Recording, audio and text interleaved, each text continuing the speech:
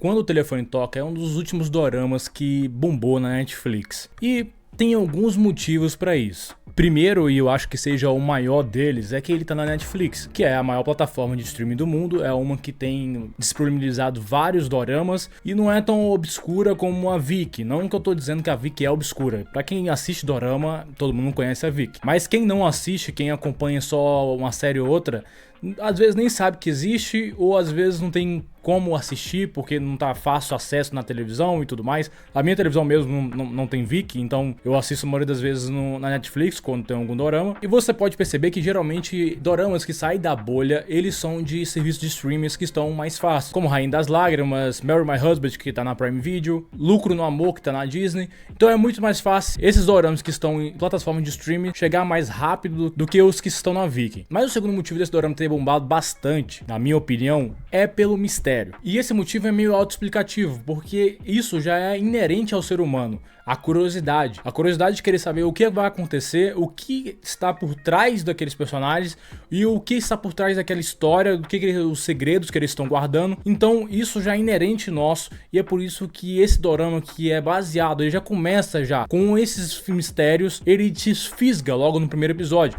E também com um plot twist e tudo mais, faz você querer ver o segundo episódio. Então isso provavelmente te fisgou e fisgou várias pessoas. E o terceiro motivo é a qualidade da obra, porque ele realmente era muito bom. Ele começou muito bem, se atenha ao fato que eu disse que começou muito bem, e a qualidade foi aumentando ao decorrer dos episódios, até ali pela metade do dorama, e depois essa qualidade que subiu, ela começou a descer. Mas vamos falar disso depois. Primeiramente, meu nome é Lucas Grego, seja muito bem-vindo a esse vídeo. Não sei se esse é o primeiro vídeo ou o segundo, porque eu tô gravando dois aqui, não sei qual vai sair primeiro, mas eu quero deixar claro uma coisa: esse canal não é sobre doramas, é sobre séries e filmes. Só que geralmente canais de séries e filmes não falam sobre dorama, não sei nem se as pessoas assistem, mas eu assisto e eu gosto. Então eu resolvi falar de alguns aqui de vez em quando. Então, deixando claro, esse canal não é sobre dorama. Se você só quer saber de dorama e mais nada, você vai ter alguns vídeos aqui que eu vou falar sobre esse assunto. Mas se você gosta de obras em geral, de séries e filmes, eu vou estar falando sobre tudo aqui nesse canal. Então se inscreva nele que eu vou tentando melhorar com o tempo. Principalmente esse microfone aqui na minha mão aqui, que não é muito legal, mas eu vou comprar um microfone de lapela para ficar melhor.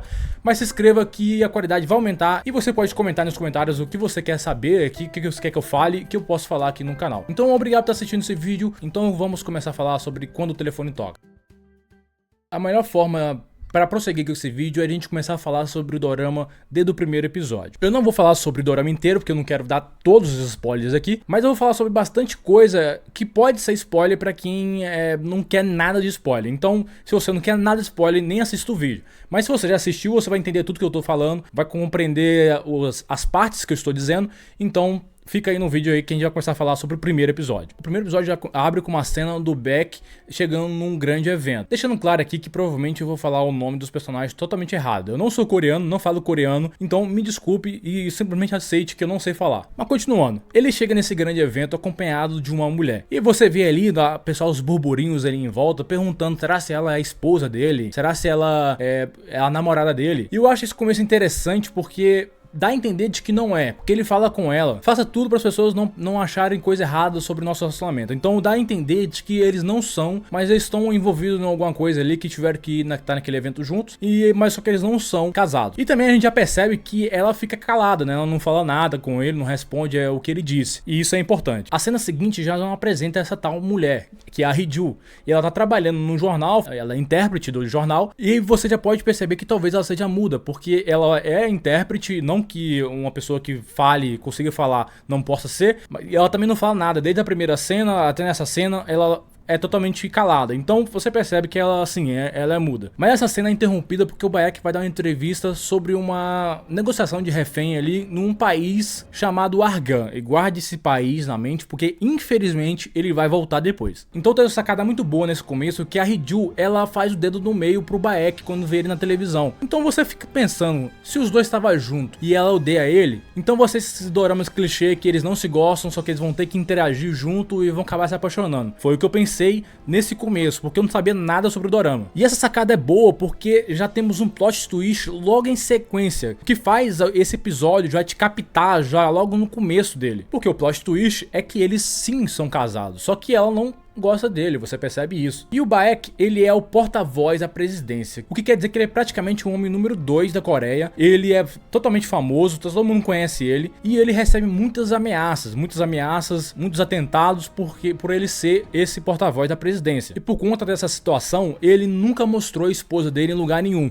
Então ninguém sabe que a Hee-ju é a esposa dele, porque na teoria ele quer protegê-lo dessas ameaças e atentados, o que é compreensível. Só que aparentemente alguém sabe, porque ao retornar para casa, o carro da Hee-ju começa a dar uns sinais estranhos. O rádio começa a funcionar sozinho, a porta tranca sozinha, o carro começa a andar sozinho. Praticamente alguém mandou um trava-zap no carro dela, foi isso que aconteceu. O carro está desgovernado, andando até uma avenida vazia, e do lado de fora ela vê um homem que se aproxima e entra no carro, e a Hee-ju é sequestrada logo no primeiro episódio. Como eu já disse, esse primeiro episódio ele é muito bom pra te fisgar, porque isso já te fisga, que é uma situação de suspense, é uma situação de perigo que os personagens já vão passar logo no começo. Então o Baek, ele recebe uma ligação de um número que começa com 406, e esse número é bem importante durante a série. Se você assistiu, você sabe muito bem. E o número é o tal do sequestrador que ligou pra ele pra falar que sequestrou a esposa dele. Só que ele não acredita, porque ninguém sabe quem é a esposa dele. E o que colabora com isso é que ele liga pra mãe dela, perguntando onde ela tá, e a mãe dela diz que está com ela. Então aí mesmo que ele não acredita, não tem como acreditar. A mãe dela falou que tava com ela, e o sequestrador falou que sequestrou ele. Aparentemente ninguém é pra saber quem é ela, então tudo indica de que era uma mentira. Só que na verdade não era mentira. Então Baek, ele não dá bola pra isso, e o sequestrador fica muito puto porque não deu bola pra isso. O Baek chega a ser meio escroto. O sequestrador fala que vai matar a Hee-ju e tudo mais, e ele fala, tá bom, mata ela, então me liga depois que você matar ela, você me liga. Só que a Hee-ju tava ali no carro ouvindo tudo, ouvindo que o marido dela não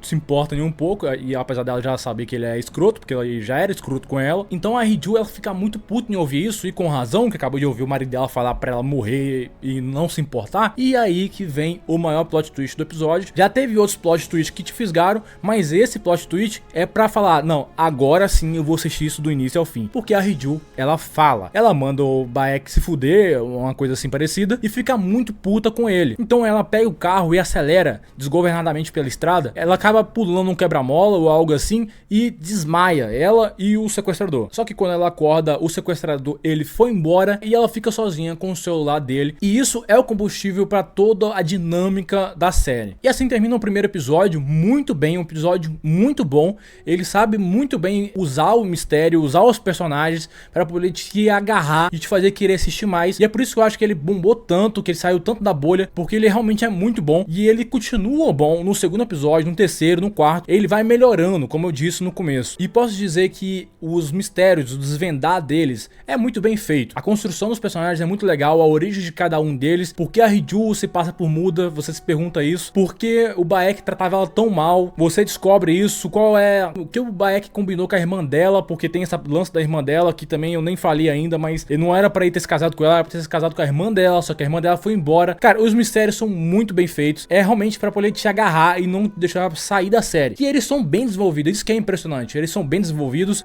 a entrega é bem legal, mas o problema é o além dos mistérios. Tem muita coisa aqui que me incomoda, e eu vou começar a falar sobre isso agora. A primeira coisa, que eu acho a menos importante, porque a gente acaba aceitando, é o Baek demorar tanto pra perceber que é a Hee-ju que tá ligando pra ele no número do 406. Tem uma cena que ele literalmente vê ela no telefone, e ela é muda, pra ele pelo menos, ela é muda, e ele tá no telefone ao mesmo tempo com o 406, enquanto ela tá no telefone e ela sendo muda. Cara, ele tinha tudo pra perceber que era ela que tava falando com ele. Ela já tinha tido contato com o sequestrador no primeiro episódio, então era pra ele ligar uma coisa com a outra, cara. Não tem, passa na minha cabeça, não entra na minha cabeça que ele não tenha percebido antes. Isso é bem irritante, isso me incomodou bastante, mas a gente aceita pra continuar assistindo a série. Mas os maiores problemas que eu tenho com a série é isso, começa mesmo lá pro antepenúltimo episódio, o que é bom que já é o final da série. Quando a Hee-ju, quando os dois já se resolveram, já sabemos já a maioria dos mistérios já foram entregues, a Hee-ju é sequestrada mais uma vez pelo sequestrador, e o cara, ele faz o mesmo erro que ele cometeu no primeiro episódio, ele comete de novo, ele não aprendeu, porque a Ryu no primeiro episódio, ela começa a acelerar o carro, ele perde o controle da situação e ela acaba batendo o carro. E ela faz de novo isso, cara, e ele não se tocou que isso poderia acontecer de novo. Isso não entra na minha cabeça. Ela bate o carro, ela é sequestrada e o episódio termina bem também, apesar dessa cena de sequestro que eu falei não gosto, o episódio termina bem com mais um mistério. A Ryu desapareceu, não acharam ela, nem o sequestrador, mas aí no episódio penúltimo começa a sequência de pataquada que tem na série, porque nesse episódio é todo mundo procurando a Ryu e a Ryu foi sequestrada, como eu disse, só que ela acaba escapando porque o mordomo traíra ela solta ela, ao invés de matá-la, que é o que a chefe dele mandou, então ela escapa, mas o pai do sequestrador, que é o candidato à presidência, ele aparece lá e quer matar o próprio filho, porque o filho dele também estava preso. Você assistiu, você lembra, esse candidato à presidência com uma espingarda na mão, ele conseguiu ser falho em tudo e perde a espingarda, o filho dele pega a arma e dá um tiro nele, o que você pensa, caramba, ficou séria a parada, ele matou o próprio pai, agora o bagulho ficou sério. Mas não, depois a gente vê que ele não morreu, ele levou um tiro no braço, sei lá, ficou com o braço quebrado, não entendi aquilo. E o mordomo também saiu vivo também, tava junto, o mordomo tava prendendo ele tava lá junto, podia ter morrido, porque o cara podia ter dado um tiro nele, mas também não deu tiro nele, também, eu não entendi. E a Ryu, que saiu há muito tempo, ela ainda tava ali, perdida no mato, esperando o cara aparecer. Só pode ser isso. Eu tava esperando o sequestrador sair também. Porque o sequestrador, ele sai, ela tá escondidinha no barranco e ele tá na parte de cima. Ela, ao invés de ir embora no stealth, né, escondida, não, ela levanta e sai correndo. Foda-se, né? O cara tá com a espingarda, mas ele não vai acertar ela porque ela tá correndo. A mente dela deve ser isso. Nessa situação, o Bayek tá chegando de carro, ele vê ela correndo atrás dele e ela se encontra com ele. Finalmente, os dois ficam na frente do carro, se abraçando, porque eles estavam morrendo de saudade um do outro, mas o cara tava com uma arma e era só apontar e dar um tiro, mas ele não faz isso por algum motivo. A polícia chega e o Bayek vai embora com a Ryu, porque os dois não tem nada a ver com a história. A polícia vai prender o bandido e os dois vão pro hospital porque ela tá ferida, né? Ela ficou muito tempo sem comer e tudo mais. Só que esse bandido, ele para na frente do carro. Então você pensa, poxa, resolvido o problema, é só você acelerar, atropelar ele e acabou a história. Mas não, o Bayek, por algum motivo, ele não queria manchar o carro dele, não queria amassar o carro. Então ele sai, porque não queria amassar o carro, e vai lá conversar com um sujeito que tá com uma espingarda na mão e tá, obviamente, querendo matar os dois. E ele saiu do carro pra ir lá falar com ele. A polícia vê a situação e aparece lá, fica todo mundo em volta do bandido. E essa polícia é a polícia mais incompetente que eu já vi em toda a história da humanidade. Essa polícia é a mais incompetente, porque eles não tiveram coragem de dar um tiro nesse homem.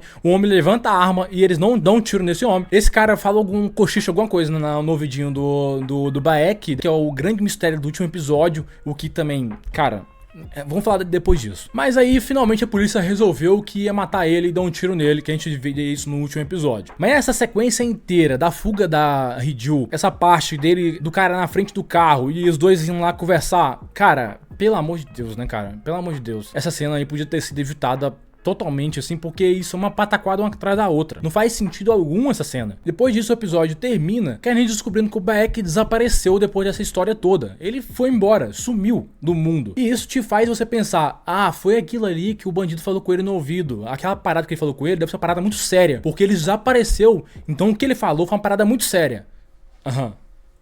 Foi muito sério mesmo. Mas aí chegamos ao último episódio, que é terrível. Esse episódio é terrível. Como eu disse, o Bayek desapareceu do mapa.